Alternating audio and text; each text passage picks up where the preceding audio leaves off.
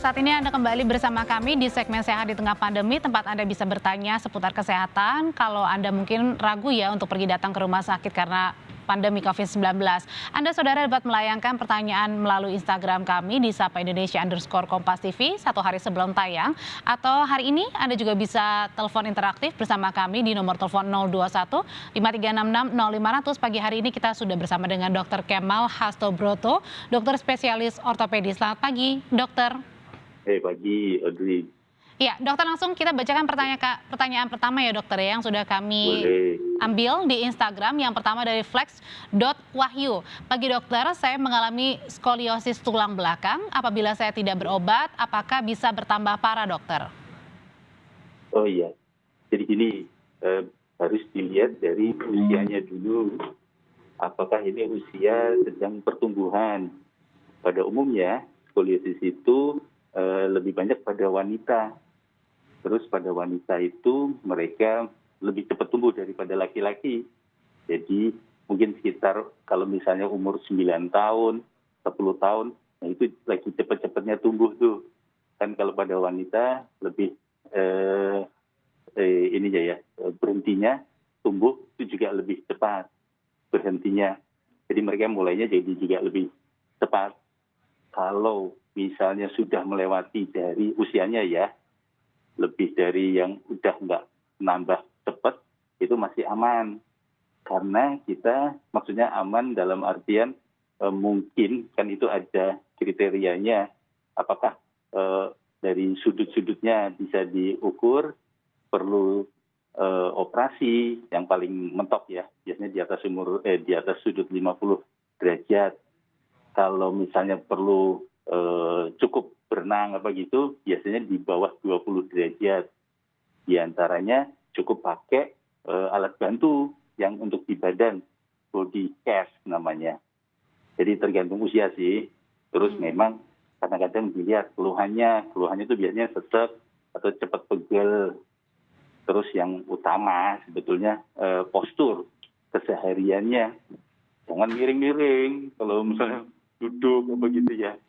Biasanya kan kita nemuinya di waktu SD gitu ya. Itu di kelas, tapi kan sekarang lagi WFH sih. Jadinya ininya postur duduk itu penting sekali anak-anak. Terus lampu harus dari kiri depan supaya yang kita tulis itu nggak tertutupan sama tangan kita. Jadi kita nggak perlu miring untuk melihat sampai kayak gitu-gitunya tuh. Banyak kok sebenarnya pertimbangannya. Terus ya postur kesehariannya, apalagi sekarang pada WFH, duduk itu harus bokong itu nempel ke stenderan, bahunya juga nempel ke stenderan, jadi tegak 90 derajat di panggulnya gitu ya. Terus itu nyender semua tuh tulang belakangnya. Terus kita majuin kursinya, masukin sampai di bawahnya meja, sampai kayak gitu. Wah, sampai sedetail itu ya dokter ya? Sampai karena penting sekali itu. Kalau nggak mudah-mudahan sih ini ya, sesudah enakan, nggak perlu tindakan berikutnya ya. Oke, langsung dokter Ya. kita bacakan lagi pertanyaan kedua dari Mutakina Sepsainal. Pagi dokter, saya sering merasa linu di persendian tangan kanan. Saya baca di artikel online gangguan muskuloskeletal. Apa yang sebenarnya menimbulkan gangguan ini? Lalu bagaimana cara penyembuhannya? Oh iya. Jadi satu, biasanya sih kan kalau misalnya kan kita kalau di ortopedi ada subspesialisasinya. Dari pertama itu biasanya dari anak. Dilihat apakah ini pada anak-anak, pada ini dewasa atau remaja. Biasanya kalau pada anak-anak memang kemungkinan misalnya dari lahir. Jadi ya udah terganggu dari mulai lahir. Terus kalau sudah agak lebih besar mungkin kebiasaan sehari-harinya misalnya gitu yang kurang baik, posisinya, posturnya gitu ya. Terus kalau mungkin kadang-kadang kan ada trauma, ada kecelakaan, terbentur apa gitu. Memang biasanya di badan kita itu kan terutama misalnya di waktu di janin apa gitu, itu ada fase pembentukan, terus pembelahan kayak gitu-gitu. Mungkin ada beberapa fase yang tidak terjadinya ada gangguan sesudahnya gitu.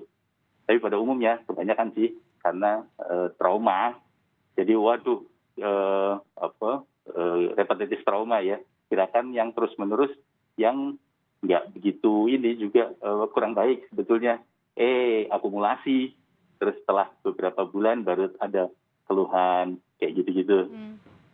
Eh, Jadi Oke. ya kesehariannya itu penting tuh ke depannya ya. Oke, baik dokter. Kita lanjut lagi ya dok ya ke pertanyaan ketiga dari Kosmos Abdel. Bagi dokter, usia saya 25 tahun, saya baru saja sembuh dari cedera engkel. Saya ingin bermain bola kembali, namun saya selalu saja masih terbayang rasa sakitnya dari cedera tersebut jika sudah bermain bola. Apakah bisa saya mengetahui cedera saya ini sudah sembuh total atau belum dok? Jika bisa, caranya gimana ya dok? Ya, ya. Satu, biasanya memang kalau ini datang ke ortopedi, subspesialisasinya foot and ankle itu ada. Jadi mereka biasanya kalau tulangnya aman, berarti jaringan lunaknya. Jaringan lunaknya kita biasanya lakukan MRI. Nanti dilihat, terus diceritain lagi waktu itu pertama kali kapan kejadiannya, waktu itu cederanya apa. Kadang-kadang beda tuh, waktu dulu udah cedera, satu lagi ada 2 cedera sebetulnya. Jadi memperparah lagi, misalnya kayak gitu-gitu. Perlu bantuan diagnostik, MRI gitu biasanya. Ya untuk sementara sih memang biasanya bisa juga dikompres, misalnya pertama kali ya. Kompres dingin dulu aja hari pertama dan kedua, 20 menit tiap 2 jam. Terus nanti hari ketiga baru tetap kompres tapi hangat, sama waktunya. Kalau udah enakan, kalau bisa sih memang tidak balik lagi olahraga yang membuat cedera, itu maksudnya. Itu sih. Oke, tapi bisa nggak dok ketika misalnya sudah dirasa fit begitu untuk kembali lagi bermain bola dok? Atau mungkin menghindari dulu sampai berapa lama kalaupun harus menghindari? Ya, jadi memang kan biasanya mengecil dulu otot-ototnya karena kan tidak dipakai. Jadi sampai 6 bulan biasanya. Setelah 6 bulan udah ini lagi, udah bagus lagi. Tapi ya karena kan memang pernah cedera, jadinya mungkin harus lebih hati-hati, harus bertahap gitu ya. Terutama memang kalau atlet, kalau misalnya bukan atlet, ya kalau bisa sih nggak usah. Jadinya lebih lebih baik gitu, karena kan masih Oke. jauh umur 25 ke depannya. Ya, kalau ini gambarannya itu sih. Terus juga kalau bisa jangan gemuk, itu pengaruh sekali, karena kan tempat tumpuan ya. Hmm. Mm-mm. Oke,